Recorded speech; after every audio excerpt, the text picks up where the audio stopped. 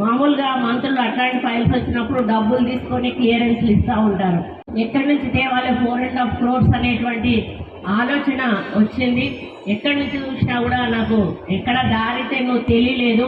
మరి నేను ఒక ఫారెస్ట్ మినిస్టర్గా ఉన్నాను కాబట్టి నా దగ్గరికి కొన్ని కంపెనీలవి క్లియరెన్స్ కోసం అని చెప్పి ఫైల్స్ వస్తూ ఉంటాయి. మామూలుగా మంత్రులు అట్లాంటి ఫైల్స్ వచ్చినప్పుడు డబ్బులు తీసుకొని క్లియరెన్స్లు ఇస్తూ ఉంటారు.